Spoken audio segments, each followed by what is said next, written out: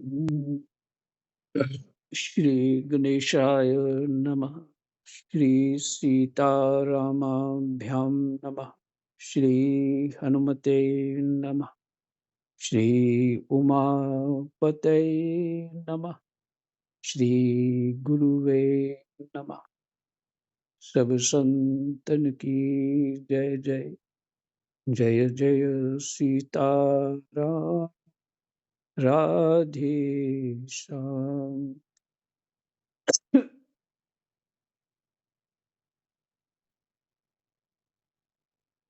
दशम स्कंद 73वां अध्याय। श्री सुखदेव जी कहते हैं, परीक्षित, भुवनेश्वर भगवान श्री कृष्ण ने राजाओं को ये आदेश देकर उन्हें स्नान आदि कराने के लिए बहुत से स्त्री पुरुष नियुक्त कर दिए। क्योंकि जरासंध ने कोई ऐसी जगह खोजी हुई थी जहां पहाड़ ऊंचे ऊंचे थे और बीच में मैदान था और उससे बाहर वो निकलने नहीं देता था। उस राजाओं को वहां ही सब रखा हुआ था। हजारों राजा थे। अब ये है, बातें बहुत छोटी छोटी स्टेट्स के राजा। और उस समय हस्तिनापुर जो कौरव है वो वो चक्रवर्ती सम्राट थे। जैसे छोटी छोटी स्टेट के राजा हजारों। तो केवल भारत इतना ही नहीं था। भारत तो उस समय ये द्वापर में लगभग पूरी भूमि, माने पृथ्वी, भारत ऐसा जाते ना, जम्बू द्वीपे भारत खंडे। तो जम्बू द्वीप है ये और भारत खंड है। खंड क्षेत्र जो है, भारत का विस्तार बहुत था पहले।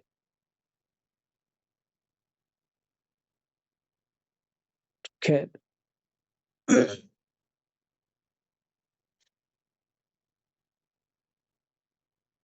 कृष्णाय वासुदेवाय हरये परमात्मने प्रणतः क्लेशनाशाय गोविन्दाय नमः।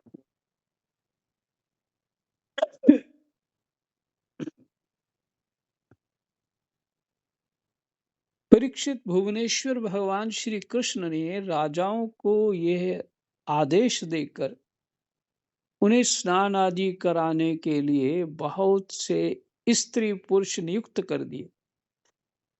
परीक्षित, जरासंध के पुत्र सहदेव से उनको राजोचित वस्त्र आभूषण, माला, चंदन आदि दिलवाकर उनका खूब सम्मान करवाया। भगवान तो चतुर हैं बहुत। जरासंध के पुत्र से करवाया। हम्म?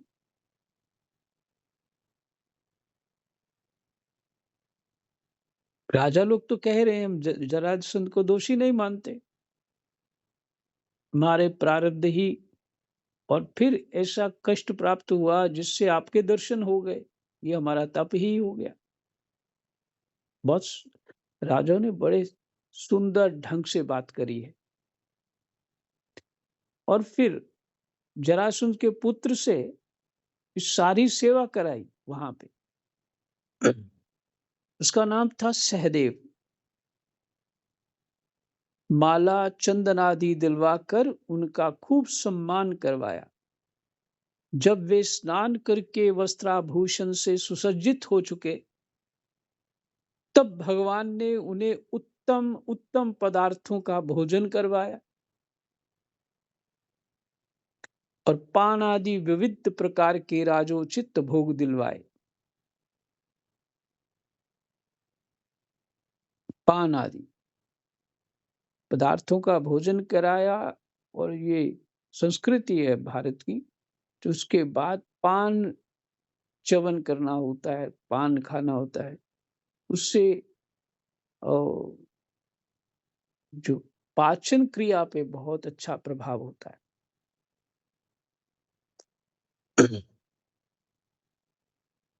हाँ, वृंदावन में भी भगवान जो हैं उनको पान भोग लगाते हैं। इलायची, सुपारी सुपारी तो शायद नहीं होती, पर शहद डाल देते, लौंग होता है, इलायची कुछ इस तरह से होता है।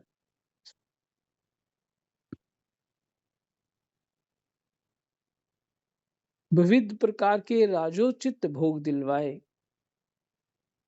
भगवान श्री कृष्ण ने इस प्रकार उन बंदी राजाओं को सम्मानित किया। अब वे समस्त क्लेशों से छुटकारा पाकर तथा कानों में झिलमिलाते हुए सुंदर सुंदर कुंडल पहनकर ऐसे शोभायमान हुए जैसे वर्षा ऋतु का अंत हो जाने पर तारे। बहुत सुंदर दृष्टांत है। वर्षा ऋतु का अंत हो जाने पर तारे जैसे स्पष्ट चमकीले दिखाई देते हैं, ऐसे शोभायमान हुए जैसे वर्षा ऋतु का अंत हो जाने पर तारे। फिर भगवान श्री कृष्ण ने उन्हें स्वर्ण और मणियों से भूषित एवं श्रेष्ठ घोड़ों से युक्त रथों पर चढ़ाया।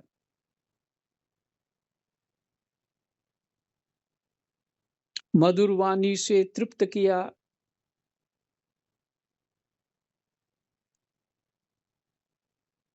और फिर उन्हें उनके देशों को भेज दिया।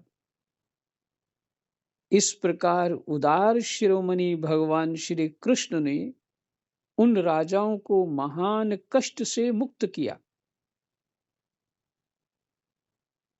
अब वे जगतपति भगवान श्री कृष्ण के रूप गुण और लीलाओं का चिंतन करते हुए अपनी अपनी राजधानी को चले गए।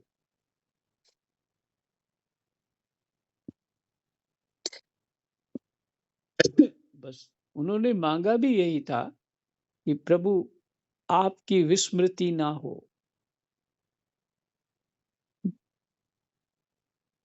तो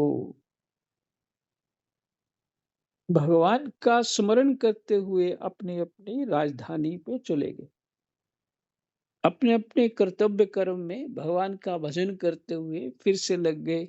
भगवान ने उपदेश भी दिया था कि अपने कर्तव्य कर्म को मेरी ही आज्ञा मान करके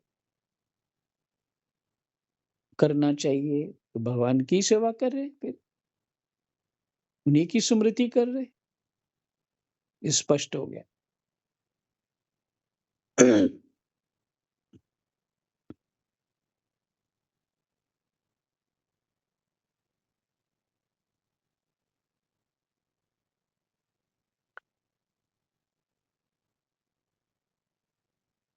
इस प्रकार उदार शिरोमणि भगवान श्री कृष्ण ने उन राजाओं को महान कष्ट से मुक्त किया।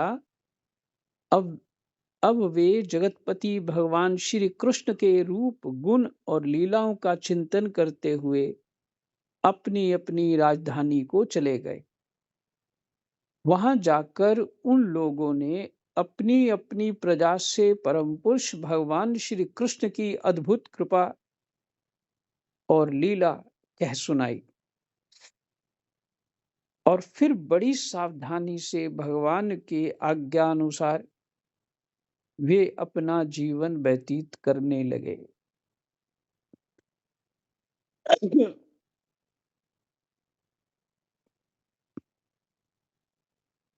देखो वही बात, भगवान की आज्ञा अनुसार अपना जीवन,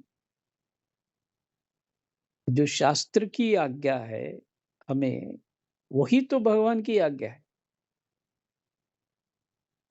तो हम शास्त्र की आज्ञा के अनुसार जीवन रखें और जीवन और भी सरल सुखी हो जाएगा और लोक भी बनेगा, परलोक भी बनेगा।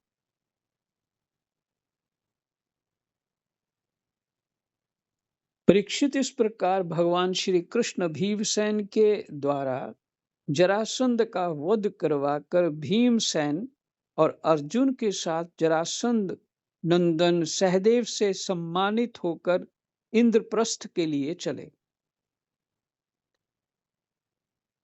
उन विजयी वीरों ने इंद्रप्रस्थ के पास पहुंचकर अपने अपने शंख बजाए,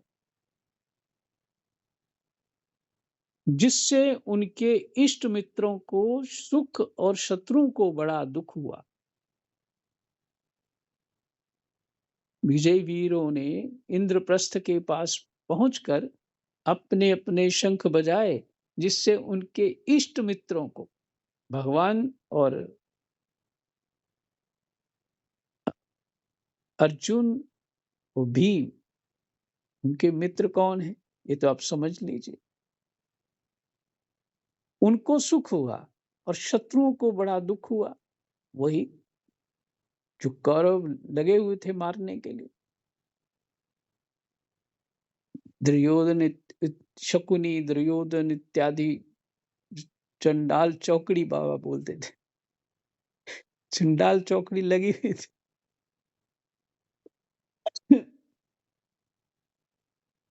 उनको बड़ा दुख हुआ। इंद्रप्रस्थ निवासियों का मन उस शंख ध्वनि को सुनकर खिल उठा। उन्होंने समझ लिया कि जरासंध मर गया और अब राजा युधिष्ठिर का राजसूय यज्ञ करने का संकल्प एक प्रकार से पूरा हो गया,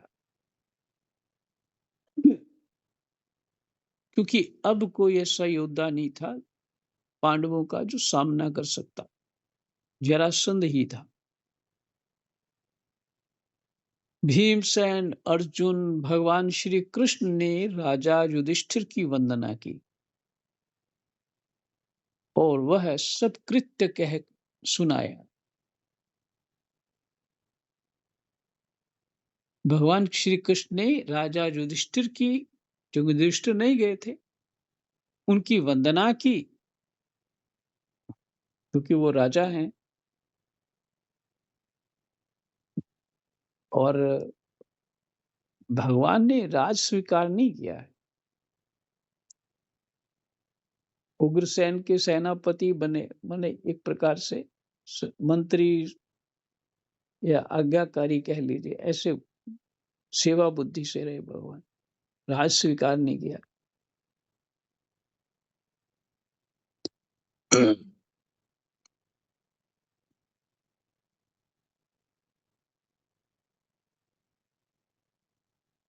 राजा युधिष्ठिर की वंदना की और वह सब कृत्य कह सुनाया, जो किया था वो सुनाया, जो उन्हें जरासंध के वध के लिए करना पड़ा था।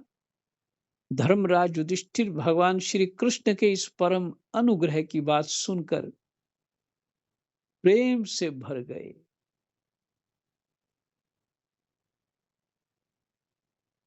भीम तो जीत नहीं पाते ना, कह दिया था मैं नहीं जीत पाऊंगा। भगवान ने अपनी शक्ति दी भीम को और युक्ति बताई कि कैसे मरेगा। इसलिए युधिष्ठिर गदगद हो गए, प्रेम से भर गए।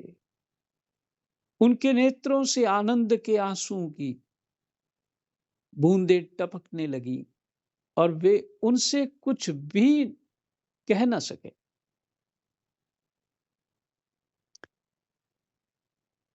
ये होता है।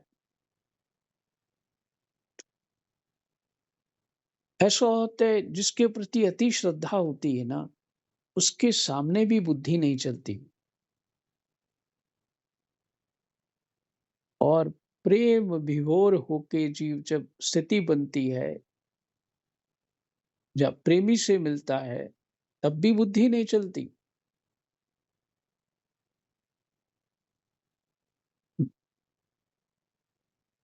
अच्छा, बुद्धि का ना चलना ही योग है।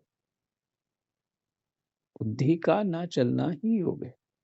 योगा चित्त वृत्ति निरोधा, चित्त की वृत्तियों का निरोध ही योग है। और बुद्धि तो चित्त की वृत्तियां बुद्धि के द्वारा ही चलती हैं।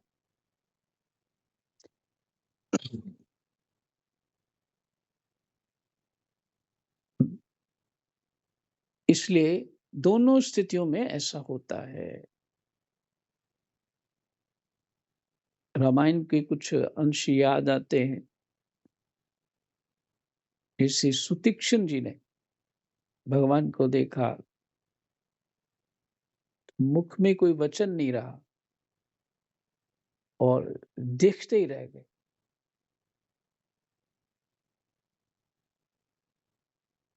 रामायण जी का भी पाठ करना चाहिए। विचार करते हैं ये सब। तो 73वां अध्याय विश्राम हुआ।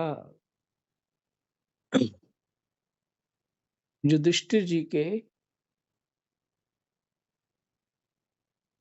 प्रेम भरे आंसुओं के साथ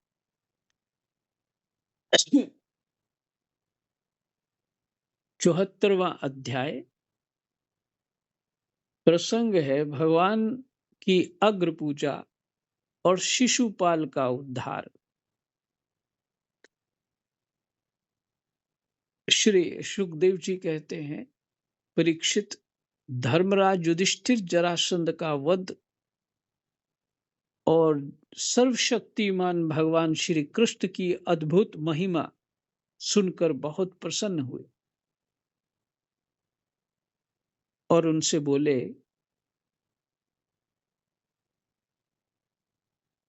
सच्चिदानंद स्वरूप श्री कृष्ण त्रिलोकी के स्वामी ब्रह्मा शंकर आदि और इंद्र आदि लोकपाल सब आपकी आज्ञा पाने के लिए तरसते रहते हैं। सब आपकी आज्ञा पाने के लिए तरसते रहते हैं। और यदि वह मिल जाती है तो बड़ी श्रद्धा से उसको शिरोधार्य करते हैं।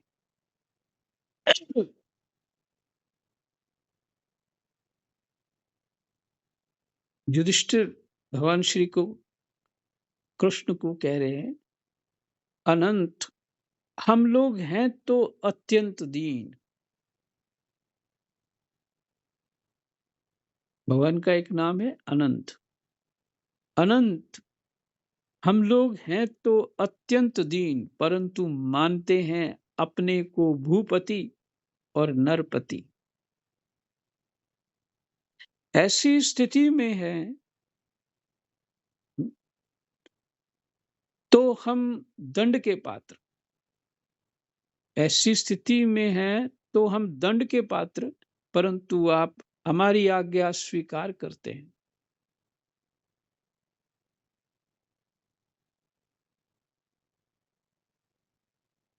हम्म? युधिष्ठिर की आज्ञा स्वीकार करते हैं और उसका पालन करते हैं। सर्वशक्तिमान कमल नयन भगवान के लिए यह मनुष्य लीला का अभिनय मात्र है। जैसे उदय अथवा अस्त के कारण सूर्य के तेज में घटती या बढ़ती नहीं होती, वैसे ही किसी भी प्रकार के कर्मों से ना तो आपका उल्लास होता है और ना तो हरास ही।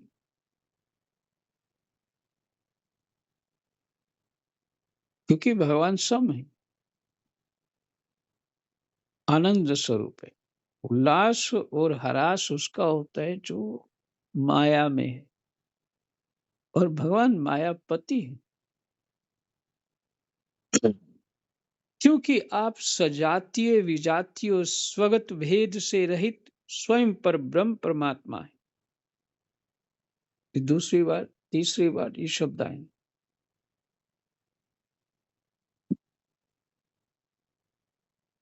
दृष्टांत तो पेड़ों को लेके दिया जाता है। शब्द है पेड़, पर कितने प्रकार के पेड़। फिर जैसे मान लीजिए आम है, फिर आम में भी जातियां हैं। पत्थरों में भी जातियां होती हैं और मणिमाणिक आदि की भी जातियां होती हैं। वो शंकराचार्य बता रहे थे, ज्वेलर्स बताते हैं राजस्थान के, और पत्थरों की जातियां बताते हैं जो दक्षिण में जो मंदिर जिन्होंने बनाए हैं वो बताते हैं।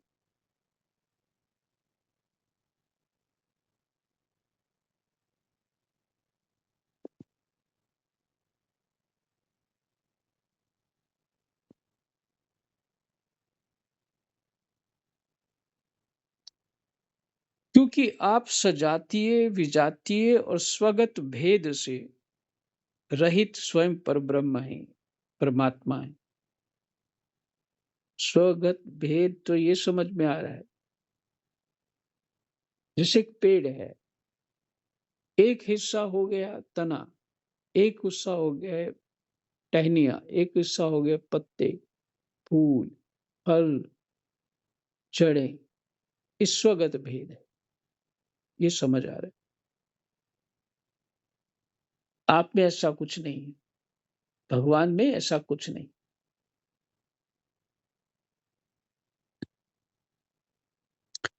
बस वही जो माया से उत्पन्न उत्पन्न है उसमें ये सब कुछ है। लेकिन भगवान मायातीत है, माया से परे है, माया को प्रकट करने वाले, माया उनकी शक्ति है। इसलिए उनमें भेद कैसे हो सकता है? किसी से, फिर कहते हैं किसी से पराजित ना होने वाले माधव, ये मैं हूं और ये मेरा है, तथा ये है तू है और ये तेरा है। इस प्रकार की विकार युक्त भेद बुद्धि तो पशुओं की होती है।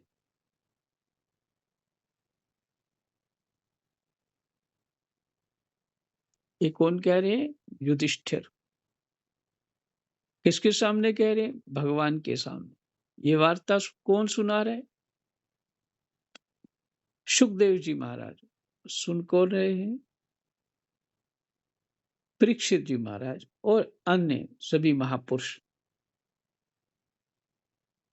तो इसे बनावटी बात तो बोल नहीं सकते ना। जो तेरा करता है, मेरा करता है, वो पशु ही है।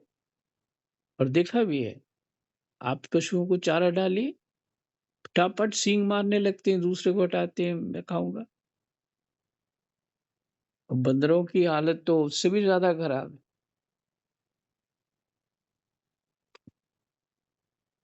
आज रात को लग रहा था जैसे, मैंने जो रात बीत गई है, मेरे छत पे बंदरों की छावनी बन गई है।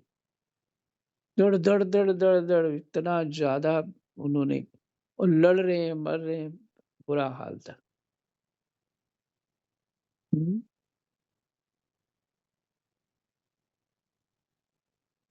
तो पशुवत, पशुवत, और जो अपने आप को संभालते नहीं, अपने सुधार नहीं करते व्यवहार का, तो फिर यही बनना पड़ेगा। इसलिए सुना रहा हूं। अपने व्यवहार का सुधार शास्त्रानुसार होना चाहिए। मनुष्य बने रहना है तो, और नहीं तो बस वही लीला है, जिससे स्वभाव बना लेंगे वैसी योनि मिल जाएगी।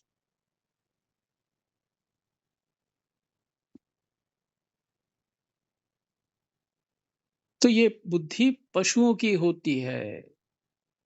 जो आपके अनन्य भक्त हैं, उनके चित्त में ऐसे पागलपन के विचार कभी नहीं होते,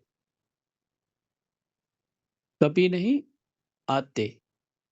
फिर आप में तो होंगे ही कहां से?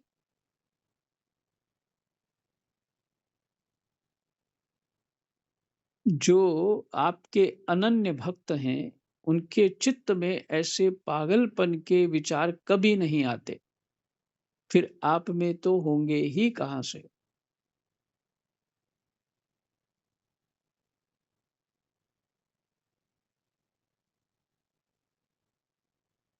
इसलिए आप जो कुछ कर रहे हैं, वह लीला ही लीला है।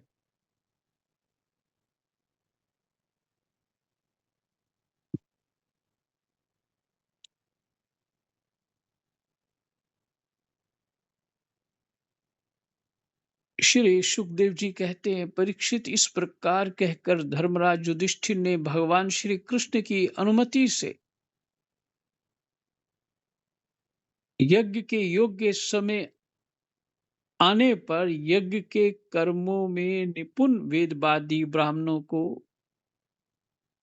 ऋत्विज, आचार्य आदि के रूप में वर्ण किया। उनके नाम ये हैं: श्री कृष्ण द्वैपायन व्यासदेव, भगवान सुखदेव जी के पिता, भरद्वाज भरद्वाज, सुमंतु, बड़े बड़े महर्षि हैं ये सब, गौतम, असित, वशिष्ठ, च्यवन, कण्व, मैत्रेय, कवश, त्रित, विश्वामित्र, वामदेव, सुमति, जैमिनी, क्रतु, पैल, पराशर, गर्ग, वैशम्यपायन, जिनके भी नाम सुन रहे हैं, इनकी इनकी समर्थ से मान लीजिए कि प्रजापतियों जैसी समर्थ है। वैशम्यपायन, अथर्वा, कश्यप, धौम्य, परशुराम, शुक्राचार्य, आसुरी, वीतिहोत्र, मधुच्छंदा, वीरसेन और अकृतवर्ण वर्ण अकृत वर्ण। इनके अतिरिक्त धर्मराज ने द्रोणाचार्य, भीष्म पितामह, कृपाचार्य, धृतराष्ट्र और उनकी दुर्योधन आदि पुत्रों और महामती विदुर आदि को भी बुलवाया। सबको निमंत्रण दिया राजसूय यज्ञ में। राजन, राजसूय यज्ञ का दर्शन करने के लिए देश के सब राजा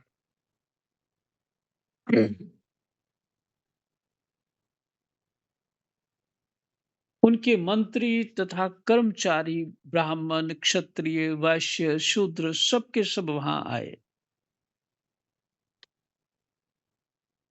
इसके बाद ऋत्विज ब्राह्मणों ने सोने के हलों से यज्ञ भूमि को जुतवा कर उसके बाद ऋत्विज ब्राह्मणों ने सोने के हलों से यज्ञ भूमि को जुतवा कर राजा युधिष्ठिर को शास्त्रानुसार यज्ञ की दीक्षा दी।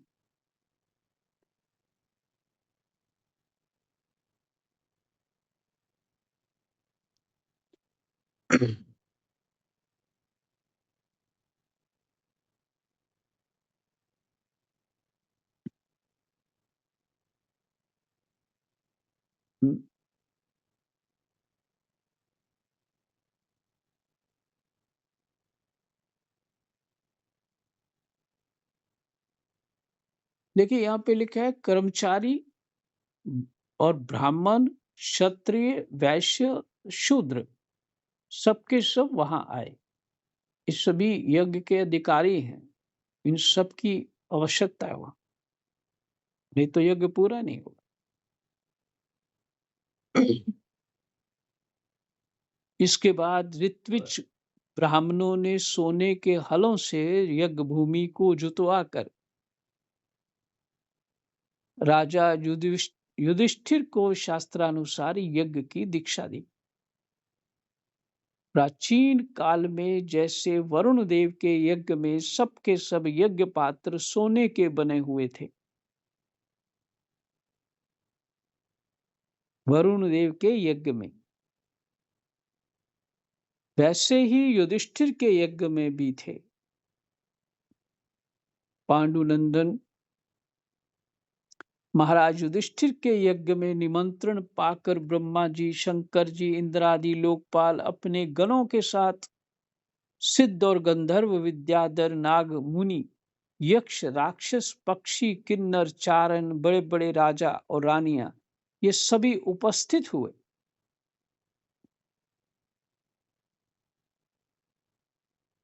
युधिष्ठिर को कितना सम्मान भगवत कृपा से प्राप्त हुआ।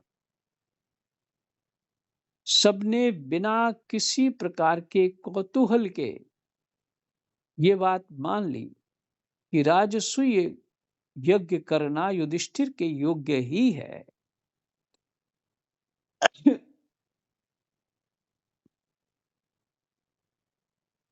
युधिष्ठिर कौन है? धर्मराज। धर्मराज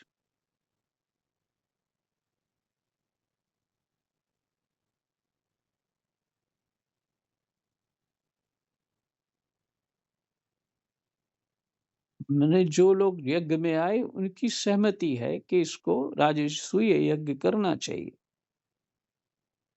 क्योंकि भगवान श्री कृष्ण के भक्त के लिए ऐसा करना कोई बहुत बड़ी बात नहीं है। उस समय देवताओं के समान तेजस्वी याजकों ने धर्मराज युधिष्ठिर से विधि पूर्वक राजसूय यज्ञ कराया, ठीक वैसे ही जैसे पूर्व काल में देवताओं ने वरुण से करवाया था। सोमलता से रस निकालने के लिए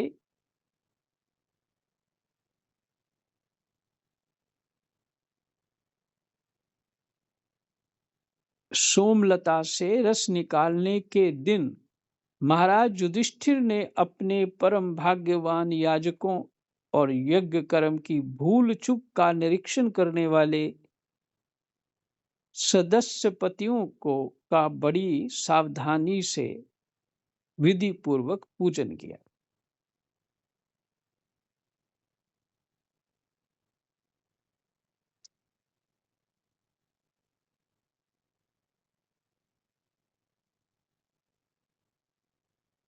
यही विश्राम करते हैं, थोड़ा और जल्दी से पढ़ना ठीक नहीं। कृष्णाय वासुदेवाय हरये परमात्मने प्रणतः कलेशनाशाय गोविन्दाय नमो नमः।